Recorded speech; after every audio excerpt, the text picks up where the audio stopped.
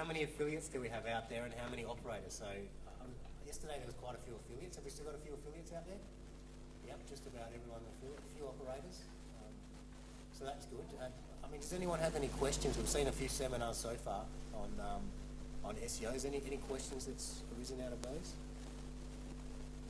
Just one there.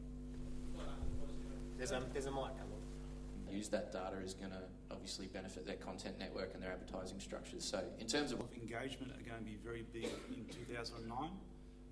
Objects of engagement are anything that people can interact with, and your particular industry I think will do very well once this algorithm is put into place. And you might think of video as a primary object of engagement. So video is going to be very big. Also, anything that people can interact with, such as forums. Sort of medium term. I think it's just a great way to get quality control, especially with the berry feature. We'll take that into account. So obviously, if you're watching a video, the more sort of video content you have, or the more sort of software content you have on your web pages, the more sticky your website is seen by Google, and therefore it will rate your website higher for relevant search terms.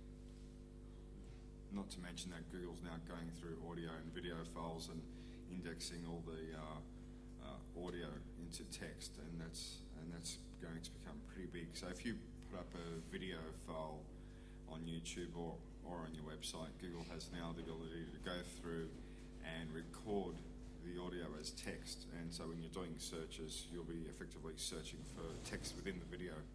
And also Flash recently as well. Previously, if you had a Flash application, Google had trouble reading it, but just of late they've started indexing Flash files as well, so that's a big change.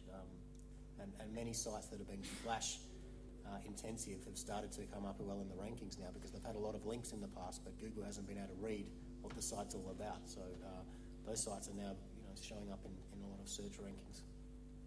Google's getting smarter all the time. I've noticed that a lot of query string URLs are getting indexed as well, where that just wasn't happening before.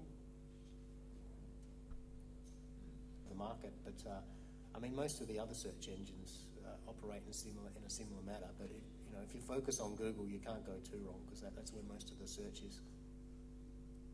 Can I ask another question? About giving up, or that they're losing the battle to stop people buying links. So it's so prevalent at the moment. Do you think you can compete in the search marketplace without buying links now? A good link is undetectable if you've bought it. So a really good paid link, no one's ever going to be able to tell. If you want to pass one visitor to another site, you have to use a link. So there's kind of a fairly large grey area there where you can quite legitimately build links, even if they are paid. So what does Google do for a living? They sell links. PPC.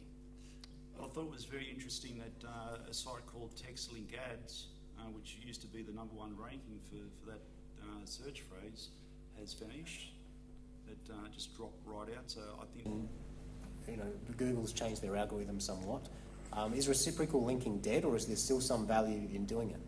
It's alive and kicking, and it works very well. Reciprocal linking doesn't work when you have like a third-party page hanging off your site called links.html or resources.html, which in turn has a bunch of spammy links to sites that equally have the same page linking back, and it just goes round in a big sort of circle. The main problem Google had with reciprocal links was stuff like that.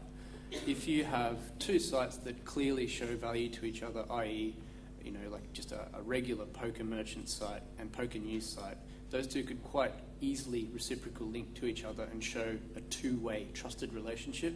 So that is where reciprocal links are quite powerful. It is actually a double trusted link if it is on topic. If it is off topic, it's just spam. And if it's done well, I'm guessing as well, if it's put into a body of text or something like that, so it looks natural as possible. Again, it comes back to relevancy.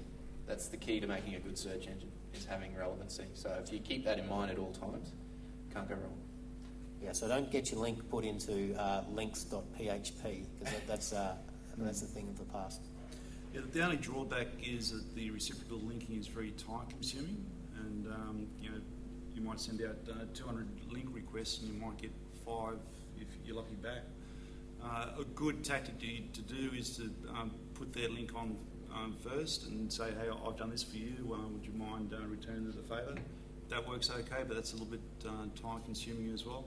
Maybe if you ask www.prweb.com, it's got an SEO component in it as well, and it costs about $300 US. And man, is that powerful. Once you do an online press release, you might, and it's got to be a news release, it's got to be something that's relevant and new in the news today. You might have a new product launch that's news. So use PR Web to syndicate that, and it goes to over 100,000 media websites around the world, including Google News. As soon as you do that press release, within 24 hours, you'll be at the top of Google News.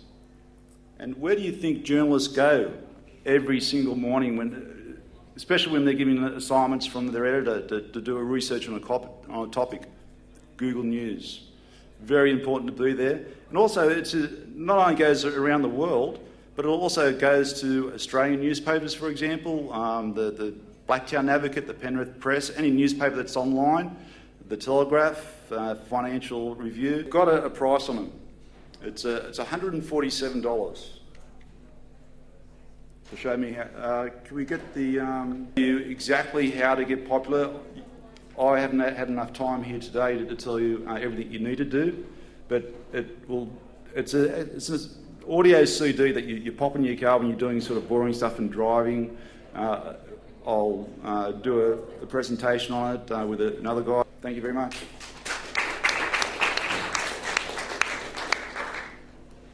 Thanks, Bruce. Does anyone have any questions?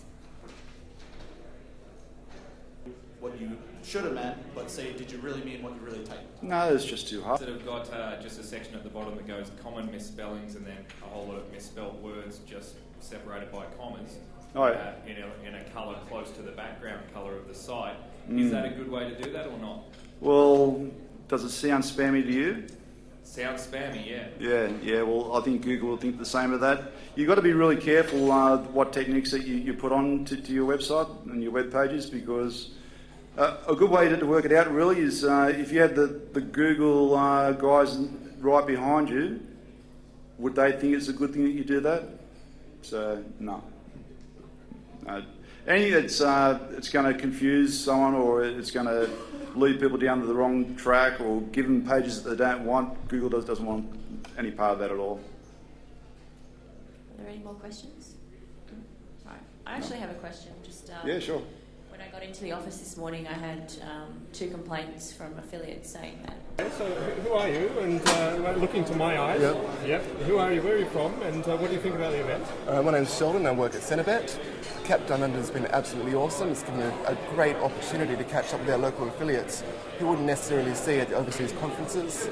Great relaxed environment, best city in the world, but hey, I'm a little biased. Yeah. What are the more important things that come out of an event like this for the people? For the people, just an opportunity to meet us, see our product, people we don't necessarily see. So I think just putting a face to a name. And what about some of the topics that are touched on today? Is there some that are really important for people to get under their belt? Definitely the SEO stuff. I mean, Search Engine Guys talk was actually really informative to those first-time guys. Excellent.